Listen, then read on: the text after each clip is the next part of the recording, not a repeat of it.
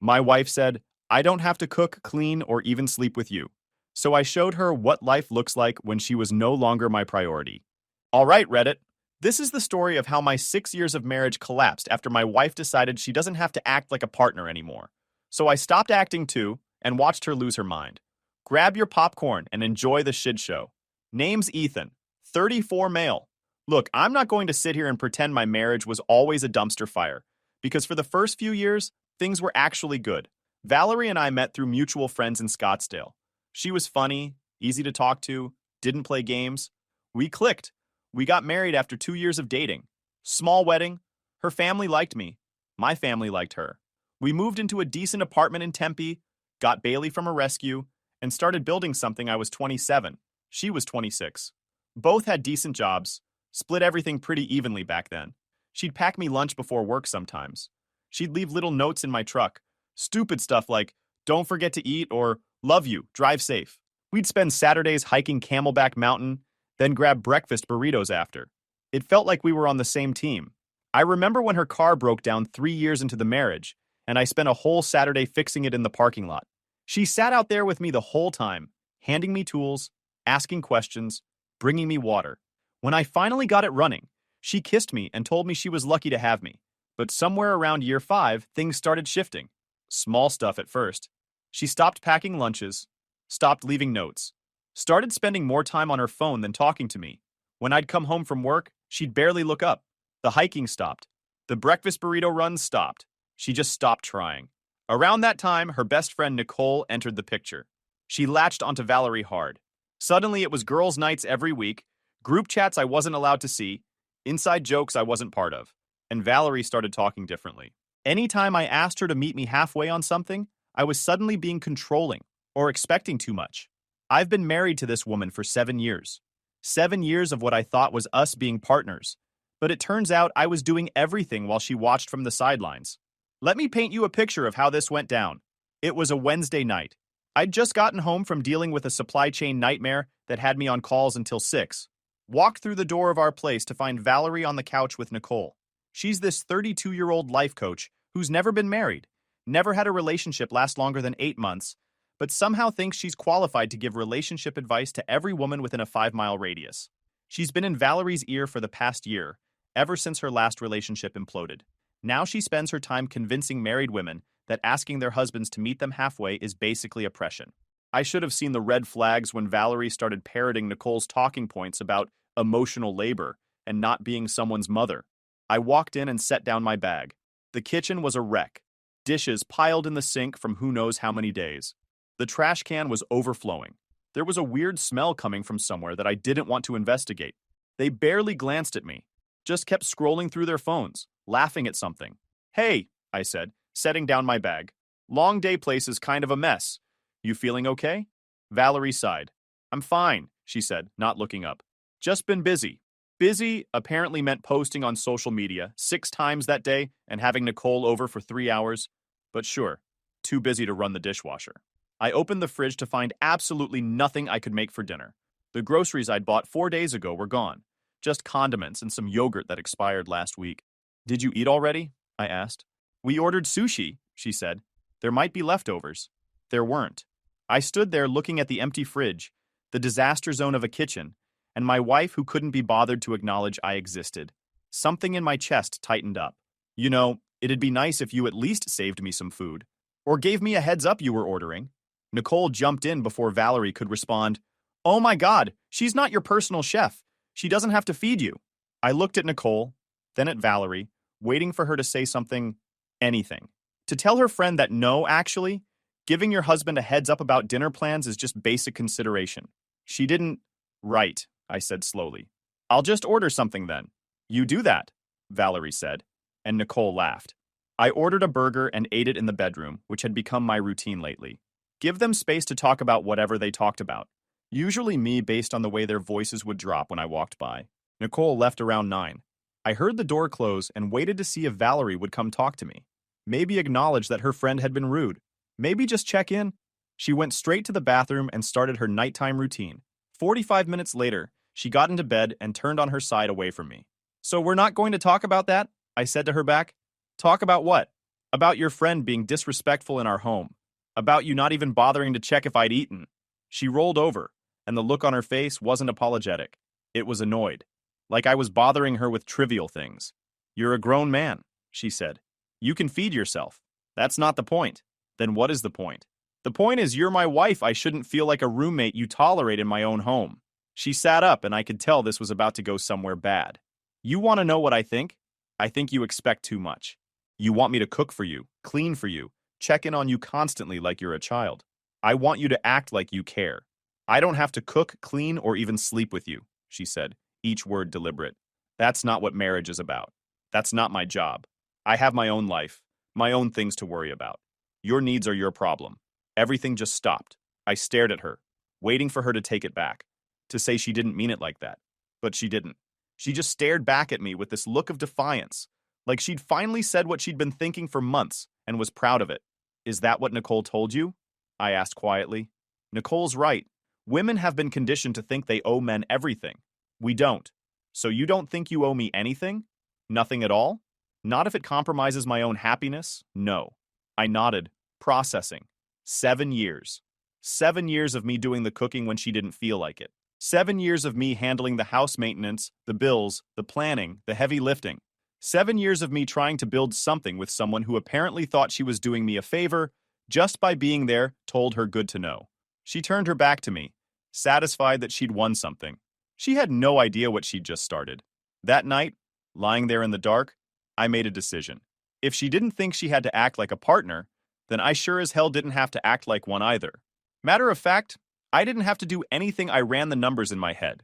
Over the past year, I'd cooked maybe 80% of our meals, fixed every broken thing in the apartment, probably a dozen repairs, handled all the dog stuff, feeding, walks, vet appointments, grocery shopping, bill management, keeping the place from falling apart. She'd contributed what exactly? Occasional takeout orders and complaints that I wasn't doing enough. And starting tomorrow, I wasn't going to. I woke up before Valerie next morning and got ready for work like usual. Except this time, I didn't do any of the things I normally did. Didn't start the coffee maker. Didn't let the dog out. Didn't check if she needed anything before I left. Just grabbed my keys and walked out the door at 6:30 a.m., leaving her to figure it out. Around 8:15, my phone buzzed with a text from her asking if I'd let Bailey out that morning. Bailey's our 3-year-old golden retriever that she insisted we get and that I'd been taking care of ever since walking, feeding, vet appointments, all of it. I let the text sit there while I finished my coffee at the office. An hour later, she texted again, asking hello with multiple question marks. I responded with a simple message about being at work and that she was home. She called. I let it ring through to voicemail. The voicemail was her annoyed voice complaining that she'd been trying to reach me and the dog had an accident in the house because I forgot to let him out. Interesting how she didn't have hands to open the back door herself. That afternoon, I stopped at the grocery store and bought exactly 1 week's worth of food for one person. Meal prep containers, chicken breasts, vegetables, rice, all stuff I could cook in single portions. When I got home around 6, Valerie was in the living room looking irritated. The dishes were still in the sink. The trash was still overflowing. Bailey was losing his mind, excited to see someone who acknowledged his existence. "Where were you?" she asked. "Grocery store." I walked past her to the kitchen and started loading my groceries into the fridge. She came in and watched me. "You didn't get anything for me? You said you handle your own needs. I'm handling mine." I could see her processing that, trying to figure out if I was serious. Then she laughed. "You're being petty." "Nope. Just doing what you suggested. Taking care of myself." I spent the next hour cooking myself dinner, made enough for exactly one person. The smell filled the apartment, and I saw her looking over from the couch multiple times. When I sat down to eat at the dining table, she came over. "You're really not going to make me any?" "You said cooking isn't your job," I said, taking a bite. "Guess it's not mine either." "This is ridiculous." "Is it? Because last night you made it pretty clear what marriage means to you. I'm just operating under those same rules." She stood there for another minute, waiting for me to cave. I didn't. Eventually, she grabbed her phone and ordered delivery. Again. After dinner, I washed my single plate, my single fork, my single pan. Left everything else exactly where it was. That night in bed, she tried to initiate something. Put her hand on my chest, moved closer. I moved her hand away. "I'm good." "Seriously?" I rolled over. "You said you don't have to sleep with me, works both ways." She didn't say anything else, just turned away. But I could tell she was angry. "Good. The next day, Friday, I came home to find she'd attempted to cook something. The kitchen was somehow even messier than before.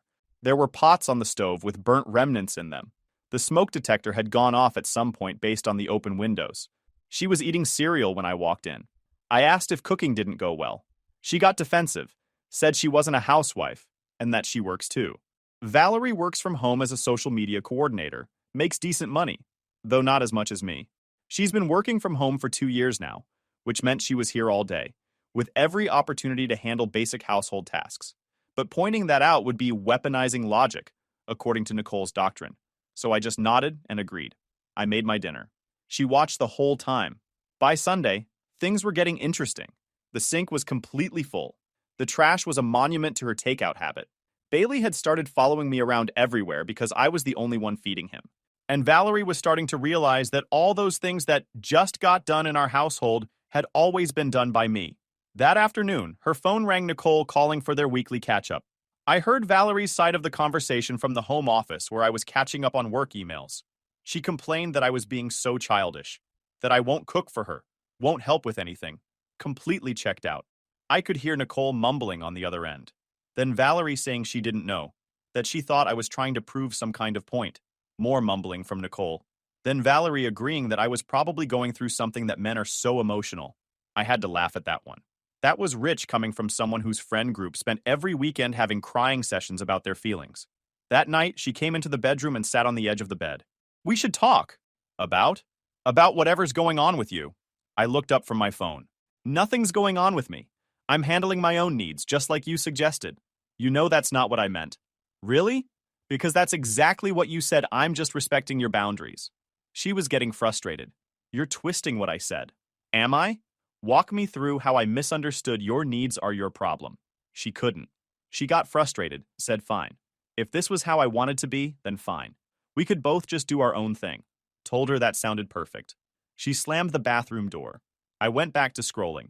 The thing about withdrawing from someone who's taken you for granted is they don't notice the first few things that stop happening. But eventually, all those missing pieces start adding up, and they start to feel it. Valerie was starting to feel it. By the end of week 2, things had escalated. The house was falling apart, literally. The bathroom sink had started draining slow. The weird noise the dishwasher made was getting worse. One of the kitchen cabinet doors had come off its hinge. Before, I would have fixed all of it. Spent my Saturday morning being the handyman, keeping everything running smoothly, but Valerie had made it clear that my contributions weren't expected or appreciated. So I stopped contributing. I fixed the shower head in the guest bathroom, which I'd started using exclusively. Let her deal with the master bathroom situation. She mentioned it once. The sink is barely draining. Huh, I said, not looking up from my laptop. That sucks. Are you going to fix it? Why would I? Because you always fix things. I did. Past tense. You don't need me to do anything for you. She stared at me like I'd just spoken in another language. You're going to let the apartment fall apart because you're in a bad mood? I'm going to let you handle your own problems. Like you wanted. She called a handyman the next day. Cost her $200 for stuff I could have fixed in 20 minutes. I smiled when I saw the charge on her credit card statement. Oh yeah, about those credit card statements.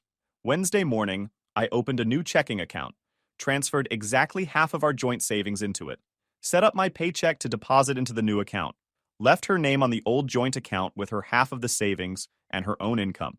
Then I called our credit card company and had my name removed as an authorized user from her cards. Set up a new card for myself. I didn't tell her, figured she'd find out organically. She found out Friday when her card got declined at Target. The phone call came through while I was in a meeting. 6 missed calls.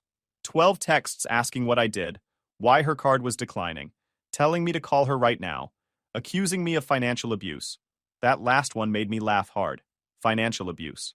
From the woman who'd been coasting on my income, paying for 70% of our expenses while spending her money on girls' trips and designer bags. I called her back during lunch. What the hell did you do? She answered. I separated our finances. You what? We both have our own money now. Your income goes to your account, mine goes to mine. The joint account has your half of savings.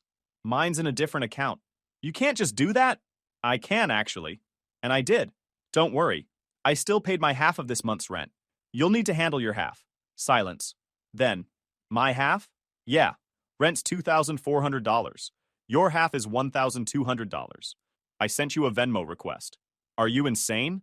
Nope. Just treating this like what you wanted. A roommate situation. Roommates split bills. We're married. Right. But you made it clear marriage doesn't mean you have to contribute to my well-being. So it doesn't mean I have to contribute to yours either. I could hear her breathing hard on the other end. You're such a jerk. And you're learning what equality actually looks like. I hung up. That evening was tense. She was waiting for me when I got home, arms crossed, ready for a fight. We need to fix this right now. Fix what? I was genuinely curious which part she wanted to address. All of it. You're acting crazy. Nope, I'm acting sane for the first time in years. Nicole said, I don't give a single damn what Nicole said. I cut her off. Nicole's a miserable, perpetually single life coach who's been convincing you for months that I'm your enemy, that expecting basic respect in a marriage is somehow unreasonable, and you've eaten it up because it gave you permission to check out without feeling guilty. Don't talk about her like that. Why not? She talks about me like that. Or did you think I don't hear the way you two mock me when you think I'm not listening? All those jokes about men being useless, about husbands being another child to take care of? She had the decency to look slightly embarrassed. That's just girl talk. Right. And this is just me applying everything I've learned from that girl talk. Congratulations. You got exactly what you wanted. A husband who doesn't expect anything from you and doesn't give you anything either. I walked past her to the kitchen to make my dinner. She stood there fuming, trying to figure out her next move. So what? You're just going to keep this up? Forever? Until things change? Yeah, probably. Things aren't going to change if you're acting like this. You're right. She left the kitchen. I heard her on the phone with Nicole 20 minutes later, voice low and upset. Whatever Nicole was telling her, it was making things worse. I could tell by the way Valerie kept getting louder. Every complaint was something I used to handle that she'd never appreciated. Every grievance was proof that she'd built her entire lifestyle on my labor and was only now realizing it. That night, she tried again in bed, wore the lingerie I'd bought her for Christmas. She pressed against me, put her hand on my thigh. I moved it away. Come on, she whispered. We can work this out. Not interested. You're really going to reject me? I rolled over to face her. You told me you don't have to sleep with me. I'm just returning the favor. Boundaries, remember? Her face went red. This is ridiculous. This is equality? Welcome to it. She spent that night on the couch. I slept great. Week 3 was when other people started noticing. Valerie's sister Lana called me directly. That was new. Lana and I had always been friendly but not close. She was older than Valerie by 4 years, divorced, with 2 kids. She asked if everything was okay with us. I said everything was fine and asked why. She hesitated, then said Valerie seemed stressed and had mentioned we were having some issues. I asked what kind of issues. Lana said Valerie told her I was being difficult. Not helping around the house, not communicating. I laughed. Couldn't help it. Told her that was one way to describe it. Lana asked what my side was. I explained that her sister told me she doesn't have to cook, clean, or sleep with me, so I stopped doing those things for her too. She was discovering that all the stuff that just happened in our marriage was actually me making it happen. There was silence on the other end. Then Lana said Valerie actually said that. I confirmed word for word. Lana sighed and said Nicole's name. I agreed with a yep. She told me that woman is toxic, that she'd been telling Valerie for months to stop listening to her. I asked what I was going to do. We talked for a few more minutes. Lana was sympathetic but didn't push, just said if I needed anything to let her know. It was the most support I'd gotten from anyone in Valerie's circle. That weekend, we had plans to go to a birthday party for one of Valerie's co-workers. I'd committed to it months ago before everything went sideways. I debated canceling, but decided it would be more interesting to go. See how Valerie handled explaining our dynamic to other people. The party was at some rooftop bar. We arrived separately. I'd told Valerie I had errands to run. When I showed up, Valerie was already holding court with her work friends and Nicole. Of course, Nicole was there. She'd probably sensed there was drama to feed on. I grabbed a drink and hung back, talking to a couple of the guys from Valerie's office I'd met before, normal conversation about sports, work, the usual. Then I noticed Valerie watching me, in a, why isn't he over here paying attention to me way? Tough luck, sweetheart. Those days were over. Nicole came over at one point. Bold move. You came, she said, like she was surprised. Wouldn't miss it. She took a sip of her wine. You know, marriage is about partnership. Both people supporting each other. I nearly choked on my drink. You've been telling Valerie for months that she doesn't owe me anything, that expecting your wife to contribute to the relationship is oppressive. But now that she's getting the same energy back, suddenly it's a problem? Her face went tight. You're being manipulative. I'm being consistent. She walked away. I smiled. One of Valerie's co-workers, a guy named Brian I'd talked to earlier, came over after Nicole left and said that sounded rough. Asked if I was good, I said yeah, just clearing up some misconceptions. He nodded and changed the subject to the Suns game, but I could tell he'd picked up on the tension. The rest of the party was awkward. Valerie kept trying to act like everything was normal, but people could sense the tension. We left separately. I stayed another hour after she left just to make a point. When I got home, she was waiting up. You embarrassed me tonight. How? You barely talked to me. You argued with Nicole. Everyone could tell something was wrong. Something is wrong. I'm just not pretending anymore. We looked like we hate each other. Do we not? That stopped her cold. She stared at me, and for the first time I saw something other than anger. Maybe fear, maybe realization. I don't hate you, she said quietly. You just don't respect me, or appreciate me, or care about my needs. But hey, at least there's no hate. She didn't have a response for that. The next few days were more of the same. I handled my responsibilities. She handled hers. Except she was starting to realize she didn't actually know how to handle a lot of things. The dog needed to go to the vet for his annual checkup. She'd never scheduled a vet appointment in the 3 years we'd had Bailey. Didn't know which vet we used. Had to call me to ask. I told her to figure it out. She has Google. She ended up taking him to a different vet that charged twice as much. The water heater started making a weird noise. She asked me to look at it. I told her to call a plumber. She protested that I know how to fix this stuff. I told her she knows how to call a professional. $400 later, the plumber fixed a problem I could have solved by adjusting one valve. Every day brought a new crisis that she'd never had to handle before. Every day she realized how much I'd been doing that she'd taken for granted. And every day I felt more sure about what I needed to do. Next Friday afternoon of week 4, I left work early and drove to a law office in downtown Phoenix. I'd done my research, found an attorney, Claire, who specialized in divorce, had good reviews, and didn't mess around. She'd been practicing family law for 15 years. She asked me to give her the overview. I told her about the situation and asked about my options. She asked how long we'd been married. 7 years. Any kids? No. Property? We rent, both our names on the lease. My car is in my name, hers and hers. No major joint assets besides some savings that I'd already separated. She made notes and explained that Arizona's no fault, so this should be straightforward. No kids, separate cars, clean split. I was looking at 4 to 6 months from filing to finalization if she doesn't contest. I asked what happens if she does. She said it takes longer and costs more, but I wasn't asking for spousal support, just an equal division and a clean break. Most judges see that as reasonable. We spent the next hour going through details. By the end, Claire asked me one question as I was getting ready to leave. If I was sure about this once we file, it's hard to walk back. I told her I was sure. I'd spent 7 years trying to make someone happy who made it clear that's not her priority. She nodded and said she'd start drawing up the papers. I left her office feeling lighter than I had in months. That night, Valerie tried again. She'd made an effort, put on makeup, did her hair, wore the dress she knew I liked. I made a reservation at that Italian place you like, she said. Tomorrow night. Just us. I'm busy tomorrow. Doing what? Stuff I need to take care of. Can't you reschedule? We haven't been out together in weeks. No, she bit her lip. But I'm trying here. You're trying because you're realizing what you had, not because you actually changed your mind about anything. She didn't have an answer for that. The reservation went unused. Sunday afternoon, she had Nicole over again. I was in the home office when I heard them talking in the living room. Valerie was saying I was being abusive, financially cutting her off, refusing to help with anything. Nicole told her she should document everything she might need it for divorce. I almost laughed. They were already planning for divorce while simultaneously expecting me to stick around. Valerie said she didn't want to get divorced. She just wanted me to stop being like this.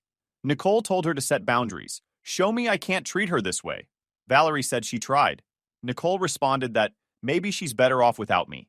That's when I'd heard enough. I walked out of the office and into the living room. They both looked up, startled. Nicole, I said calmly. Get out. Excuse me? You heard me. Get out of my home. Valerie stood up. You can't just kick her out. Actually, I can. Nicole gathered her stuff, shooting me dirty looks. Valerie, call me later. Don't bother, I said. Because if I see you here again, we're going to have a real problem. She left. Valerie turned on me. What is wrong with you? She's my friend. She's poison. And you can't even see it because you're too busy playing victim to realize you're the one who destroyed this marriage. I destroyed it? You're the one who... Who what? Who stopped doing everything for someone who told me she doesn't have to do anything for me? Yeah, I did that. She was crying now. I didn't mean it the way it came out. I was just frustrated. You meant exactly what you said, and now you're dealing with the consequences. I went back to the office and closed the door. The next day, Claire called. The papers were ready. Tuesday evening, I came home with an envelope. Valerie was in the kitchen attempting to cook something. The smoke detector went off twice while I was standing there. We need to talk, I said. She turned off the stove and turned around. Okay. I handed her the envelope. What's this? She opened it. I watched her face as she pulled out the papers and started reading. All the color left her face within the first few lines. You're filing for divorce? Filed. Past tense. You'll be served officially tomorrow, but I wanted to give you a heads up. She stared at the papers like they were written in another language. You can't be serious. I am. It's no fault. Clean split. You keep your stuff, I keep mine. We go our separate ways. Over what? A fight? You're going to throw away 7 years over one fight? Over you showing me exactly how you feel about this marriage, and then doubling down on it for a month straight. The tears started. I didn't think you'd actually do this. I didn't say anything. We can fix this. I'll change. I'll do better. No, I'm not doing this cycle anymore. She was full on sobbing now. Please, please don't do this. I love you. You love what I do for you. That's not the same thing. That's not fair. Life isn't fair. But divorce is equal. You'll get your half, I'll get mine, and we can both move on. I left her in the kitchen with the papers and went to pack a bag I'd already arranged to stay at a hotel for a few days while we sorted out the living situation. When I came back through with my bag, she was on the phone. I heard Nicole's voice on the other end, and Valerie was saying I actually filed for divorce. I left before I could hear the rest. The hotel was quiet. No drama. Just me and my thoughts. My phone blew up over the next few hours. Valerie called and texted constantly. Lana called to check on me. Even Valerie's mom called, which was awkward. I ignored most of it. Responded to Lana to tell her I was fine. Told Valerie through text that all communication should go through my attorney from now on. Around midnight, she sent one last message saying she was sorry. Please give her another chance. She'll do anything. I stared at it for a long time before typing back that she had 7 years of chances, she used them all up. Then I turned off my phone and slept better than I had in months. The official service happened Wednesday morning. A process server showed up at the apartment and handed Valerie the papers. She called me immediately, hysterical. I didn't answer. Thursday, I got a call from Claire. Valerie's attorney contacted her. She wants to negotiate. I asked what there was to negotiate. It's a clean split. Claire explained she's asking for spousal support. Claims she can't afford the apartment on her own. I laughed. She makes $55,000 a year and has zero debt. She can get a smaller place. Claire said that's what she told them. They're going to push back, but we have a strong case. Her income is sufficient. We've only been married 7 years, and Arizona law doesn't favor long-term support in situations like this.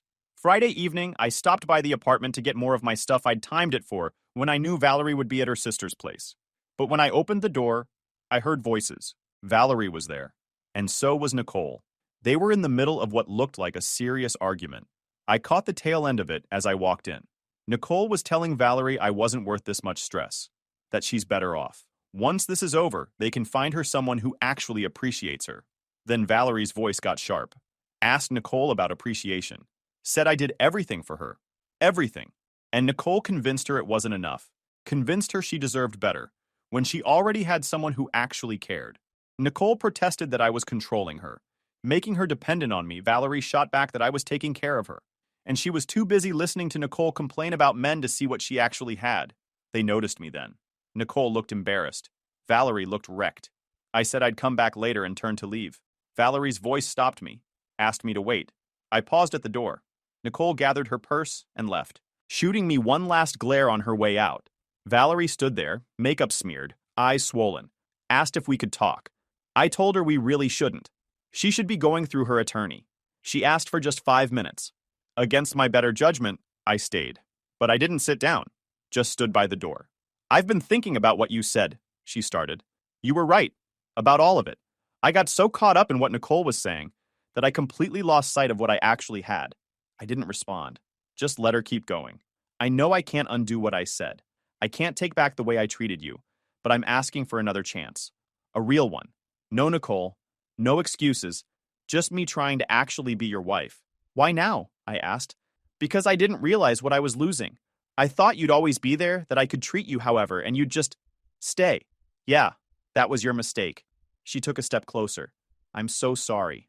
If you give me another chance, I'll spend every day proving I can be better. I promise. I looked at her. At the woman I'd spent 7 years loving, building a life with, trying to make happy. The woman who told me my happiness wasn't her responsibility.